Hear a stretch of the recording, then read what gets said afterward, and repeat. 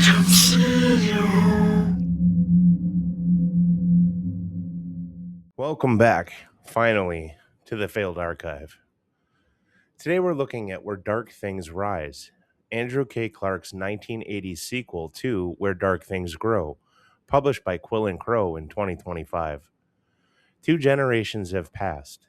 The Appalachian Mountains are the same mountains and the poverty is the same poverty, but almost nothing else about this book is what the first one trained you to expect. Mina is 16. Her father drinks. Her mother's religion has teeth, and most of her teachers have quietly decided a girl from the trailer park won't amount to much regardless of her grades. The boys at the country club end of the school have decided something else about her. She intends to be gone, a college campus, somewhere flat and green in 4 states from here. That's the whole plan, and she guards it. The complication is that Mina can reach into a shadow and pull something out of it. She calls them the shadow faces. She can give them shape, and she can tell them what to do. She did not ask for this, and she cannot put it down.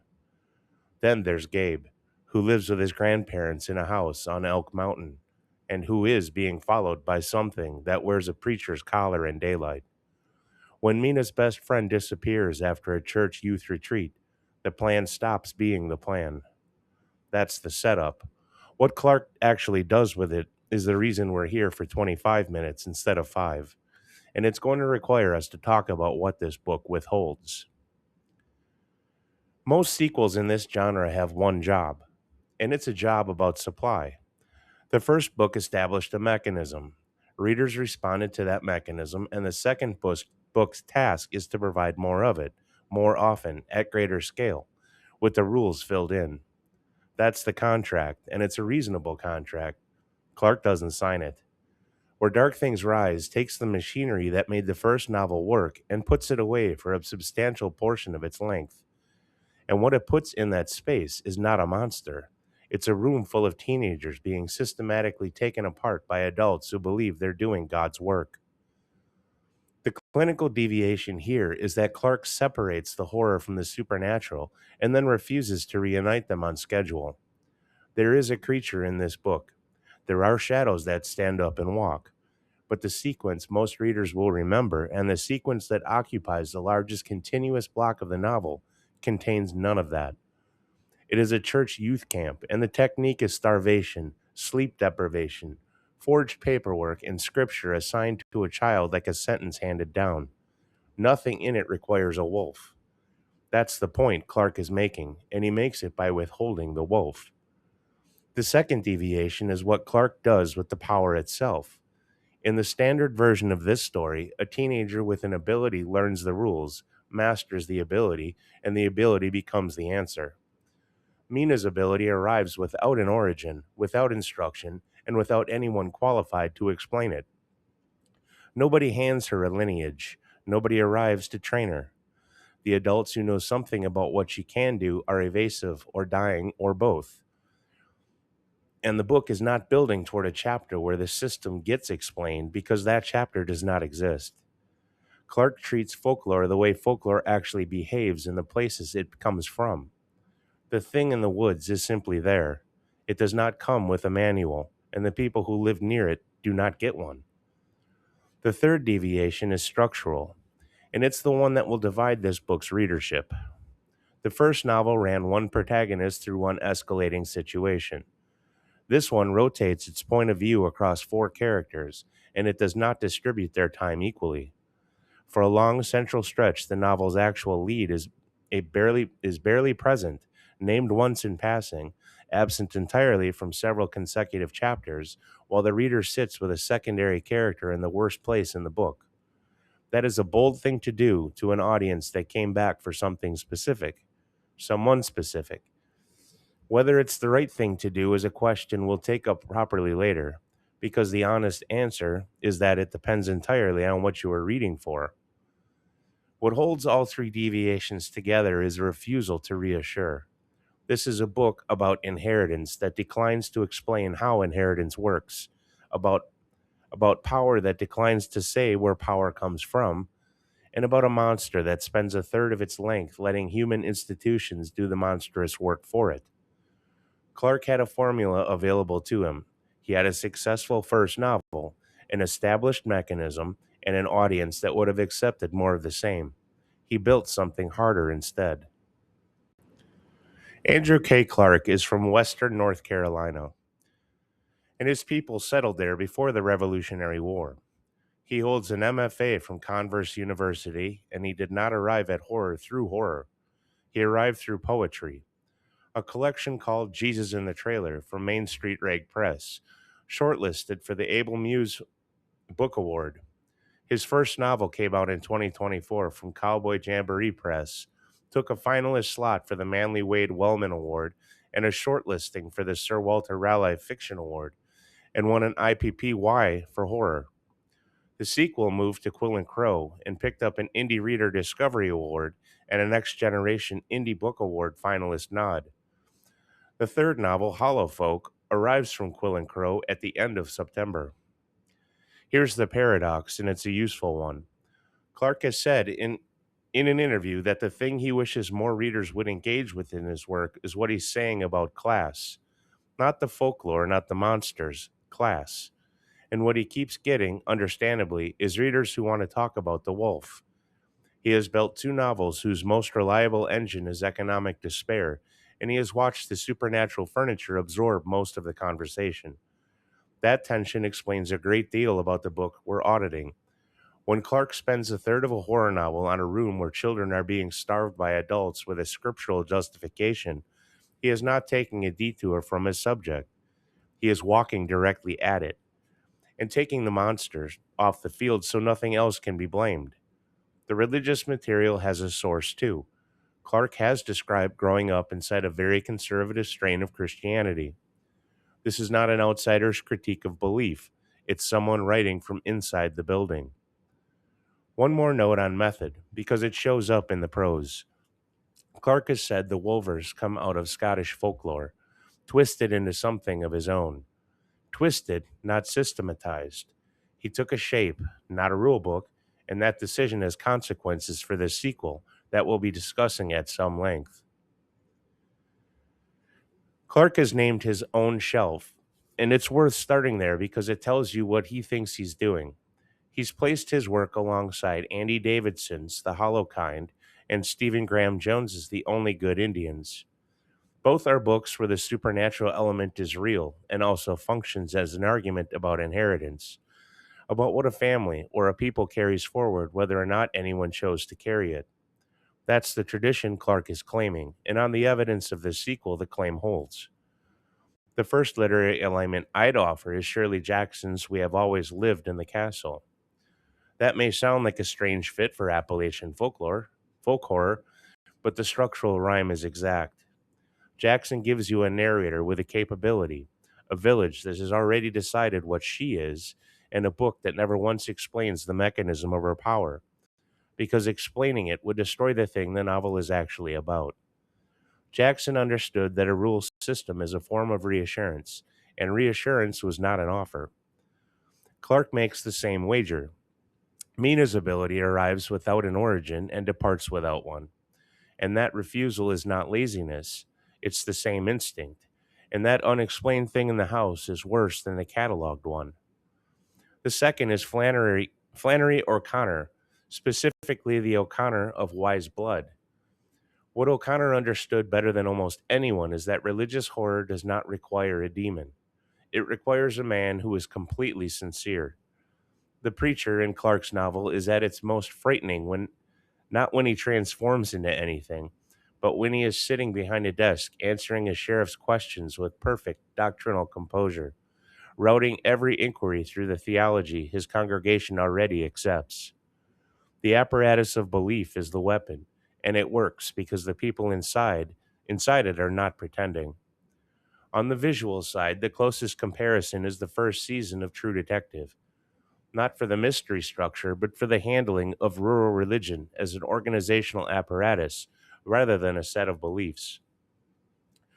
The tent revival, the network of institutional cover, the sense that the horror is being administered by people who keep records.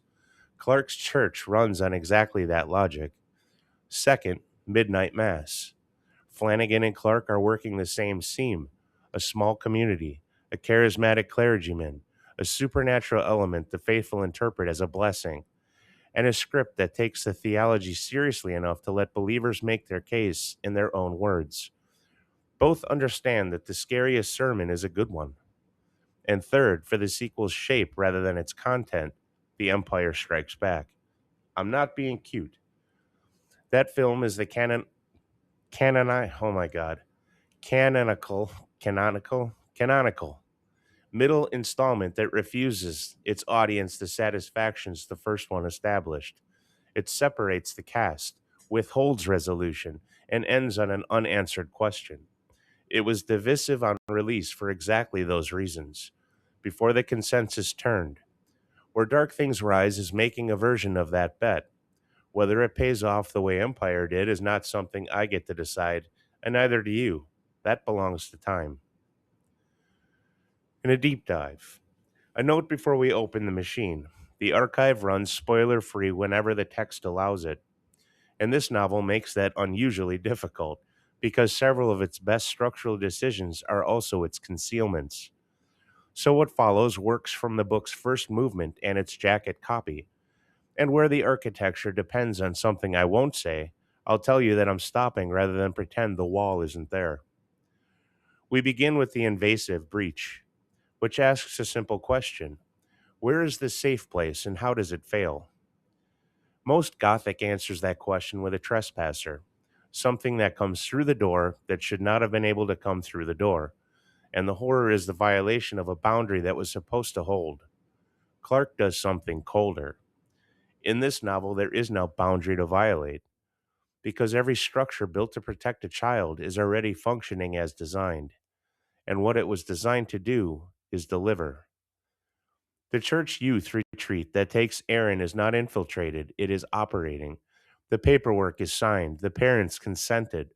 The scripture is assigned by a man with the authority to assign it. When the sheriff comes asking questions, the preacher does not lie. He redirects, using theology his congregation already accepts. A woman who questioned her place was influenced by feminism.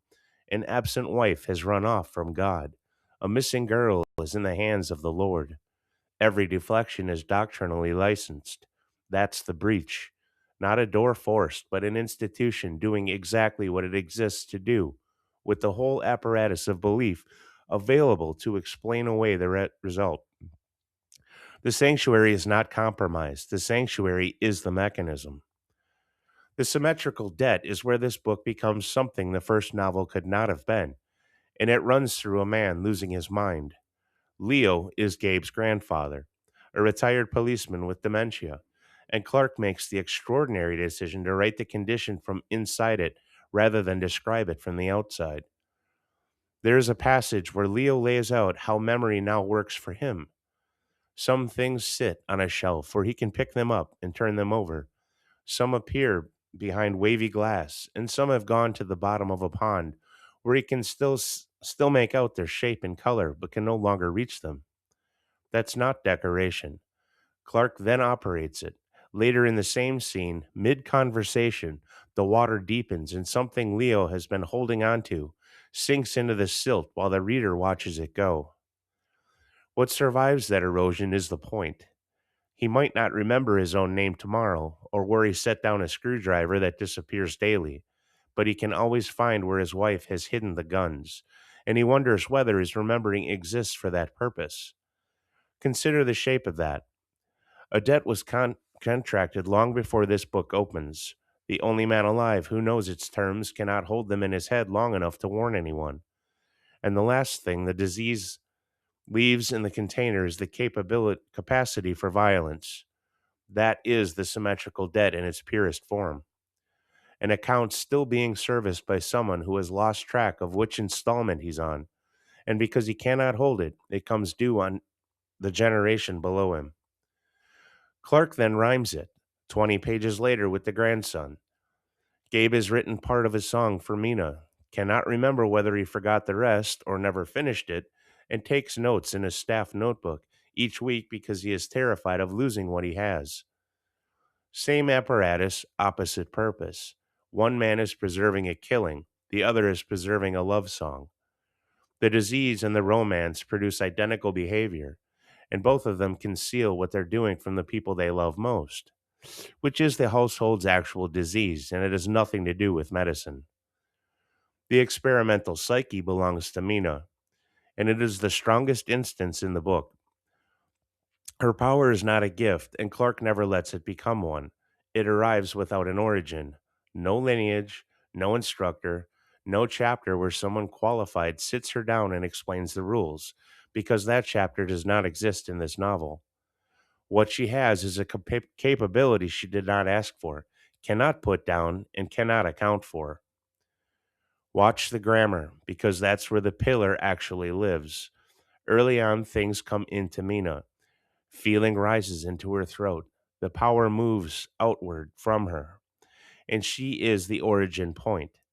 Later, the preposition flips, and she is inside the thing she summoned, experiencing what it experiences, tasting what it tastes. She has not been freed of the entity. She has established terms with it. That is a mind functioning as a trap that never opens, and Clark's final position on it is not that she escapes. I'll leave the specific line where it sits. Applying the Lovecraft metric, this book is biological nihilism, and it holds that register for a sustained run in the back half. The horror is consistently that a body is a resource, that flesh can be inventory, that a person can be a thing collected on a schedule, and that the supernatural element in this novel is at its most frightening precisely when it stops being supernatural and starts being logistics. Interface as skin runs alongside it in the way bodies here are entered, worn, and shared. Algorithmic illusion does not apply, and I want to be explicit about that because this archive has previously claimed all three markers on a Clark novel, and that was overreach. Two are present, the third is not. A pillar count is a profile, not a score. Now the failure, and it is a real one. Clark suspends the supernatural engine for a long central stretch and hands the reader a captivity narrative from a secondary character's point of view. Mina, the novel's actual lead, goes missing from her own book for several consecutive chapters. The material in that stretch is excellent. The sheriff's interview alone is the finest scene in the novel. But the duration is the problem, not the quality. Three chapters would have accomplished exactly what five accomplished, and the two extra ones where readers put the book down. That's a second failure worth naming plainly. The novel has a recurring habit of using harmed people as occasions for Mina's development, victims who function structurally as things that happen to the protagonist rather than as people with their own claim on the narrative. It happens more than once in the same shape, and it is the most serious charge available against this book. It does not sink it. That should be said out loud. The response to this book is a genuine disagreement, and I want to represent both sides fairly. We'll start with the advocates and start with the hardware. Where Dark Things Rise won an Indie Reader Discovery Award and took a finalist slot for the Next Generation Indie Book Award. Ginger Nuts of Horror gave it a full 5 out of 5 and closed the review with a line that Clark is 2 for 2, that a sequel can be every bit as good as the original. Southern Literary Review called it ambitious and said the novel stands on its own rather than leaning on its predecessor. Those are not courtesy notices. Somebody read this book closely and came away convinced. What the advocates singled out is worth hearing. The Ginger Nuts review identifies the camp sequence as the book's greatest horror. The exact stretch I've told you is where the readers put it down. That reviewer's argument is that the unflinching depiction of what those teenagers endure is more frightening than any invented monster, and that Clark's willingness to stay in that room is the mark of a serious writer rather than a lapse in pacing. I think that's a defensible reading. I also think that's the same observation I'm making, valued differently. Advocates also point to Mina, and they're right to. The Southern Literary Review calls her the true lead despite Gabe's structural position, and highlights that Clark refuses to treat her power as an unambiguous gift. That to wield it is to carry a wound, and to fight it is to risk becoming the thing you hate. Both reviews land on the same summary judgment. The real monsters here are human, and the supernatural is the smaller of the two threats. Readers who came for that argument got a full serving of it. There's also a nostalgia constituency. The novel is thick with the mid 80s, the music, the movies, the cars, the fashion. And one reviewer explicitly argues this makes it more immediately accessible than the Depression era first novel. If you bounced off the 1930s vernacular and grow, this book is easier to walk into. Now, the detractors, and I'll count myself among them on this specific point, the complaint is not about quality, it's about the contract. The first novel established a mechanism and a rhythm, and readers came back expecting more of it. This one puts the mechanism away for a long stretch and does not tell you when it's coming back. If you're the kind of reader who tracks a system, who wants to know where the power comes from, what the rules are, what the thing in the woods actually is, this novel starves you, and it starves you on purpose. Those questions are asked and never answered.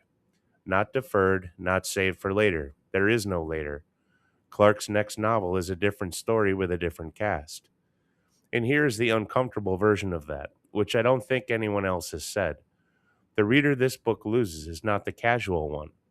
Casual readers want momentum, and the plot delivers momentum. The reader who bails is the invested one, the person who cared enough about the first book to be tracking its machinery. This sequel is hardest on the people who paid the closest attention, and the first novel is what trained them to pay it.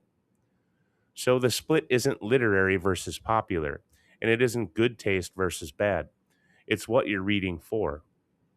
A reader of systems will finish this book frustrated. A reader of people will finish it satisfied, and will have been most rewarded in the section that's hardest to sit through. Both of those readers exist. Both of them are right about their own experience. The awards suggest a meaningful number of people fell on the second side of that line. And if you know which side you're on before you start, you'll know whether this book is for you. I'll be straight with you. This is one of the hardest books I have ever pushed through, and I've been sitting with why for a while now. Kind of part of the reason why it's taken so long to get this particular video out. Where Dark Things Grow invited me to turn the page. Every chapter ended with a reason to keep going, and I went. This one felt like it was holding me at arm's length for a substantial part of its length, and I spent a lot of that stretch confused about what I was reading and when the book was going to come back for me. That's my honest reaction, and I'm not dressing it up. It was, I was frustrated. I put it down more than once. Here's what I've concluded after doing the work. That frustration is not a defect in the writing. The prose here is solid throughout and genuinely excellent in places. The chapter where Leo tries to hold his own memory together is better than anything in the first novel. The pond, the shelf, the wavy glass, and then Clark actually running the machine he built and letting something sink while you watch. That is real craft. The sheriff's interview is a masterclass. The two accounts of a single event given from two points of view, where neither character can ever confirm the other's version, and only the reader holds both. That's the kind of thing you don't get from a writer who's coasting on a successful debut. So, what I ran into wasn't bad writing. It was a bold structural decision that happened to be aimed directly at the kind of reader I am. I read for mechanism. I want to know what the thing in the woods is, where the power comes from, what the rules are. Clark doesn't answer any of that, and he's not going to.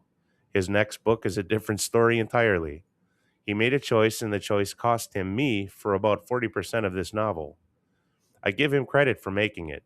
It would have been trivially easy to write the sequel everyone wanted. More Wolver, more lore, a chapter where somebody explains the system. He wrote something harder and riskier instead, and he took a real hit for it with a specific kind of reader. Do I recommend it? Yes, with the reservation stated out loud instead of buried. This is a better novel for readers of people than for readers of systems. If you loved the first book because of how it felt, you'll be fine. If you loved it because of how it worked, know what you're walking into. I'm glad I finished it, and I'm not going to pretend it was easy. Which kind of leads into my take on this, and by no means is any portion of this review a knock on the work itself. I've stated more than once that this is probably one of the best written novels I've ever encountered. I do read for mechanism. I won't lie to there, and I know that I'm not alone in that. This one forcibly makes you read for the characters, read for people, as we've stated here, and knowing that going in is going to make this so much easier for you when you pick that book up. Prepare for both, and you will love this book. Um, I know I've said in the past, what really hinges me to that 5-star review is the capacity or whatever it is for not putting a thing down. And I know most of you here could agree with that. If you're not putting the book down, you're obviously engaged full bore, all cylinders, everything's go. And I guess I just wasn't ready for certain sections of this book. And I did have to go back several times to reread what I was reading. It, you understand what I'm trying to say. Certain sections just so I understood what was going on.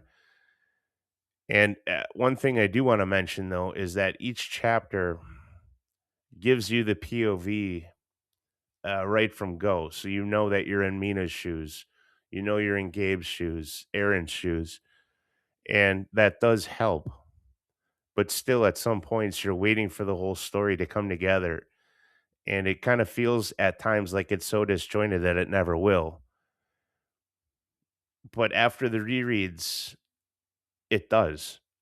It really does. You just have to be patient for it and not expect it to be explained either through exposition or revelation. You it's pieces that you put together while you're reading it, and it fills in the puzzle even though you, you know that you're not building a puzzle. I don't know how else to explain that. Um, I think the best thing to do it is like I said, just come into this expecting to be unexpected. Yes, that's cliche, but that's probably going to be your biggest reward when you pick up this book, and you'll understand full well why it's got 4 and 5-star reviews. It wasn't for me, but I still gave it 4. And a big part of that was the prose itself. It does draw you in, but for me, when those particular sections draw you in, it feels like everything else gets pushed out, if that makes any sense. And you have to collectively like remind yourself that there's other story going on so that you can pull the whole thing back together again and try to keep that in your mind's eye. Uh, yeah, I'm fairly certain that you understand what I'm trying to say.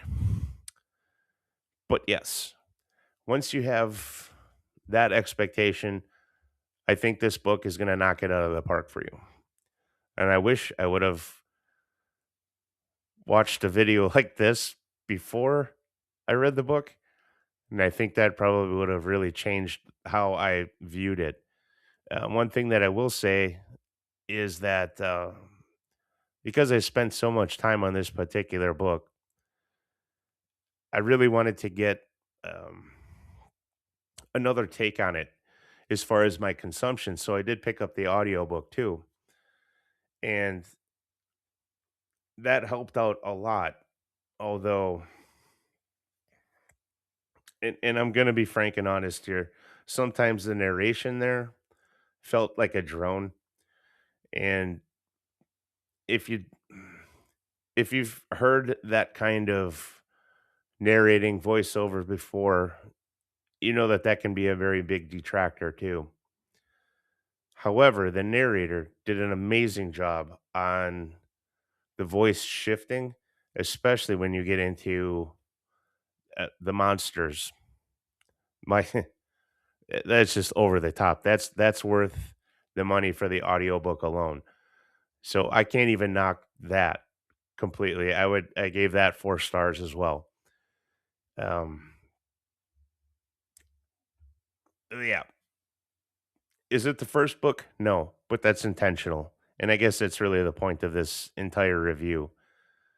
Um, if you came expecting a repeat of the first, you're going to be disappointed. So don't expect that.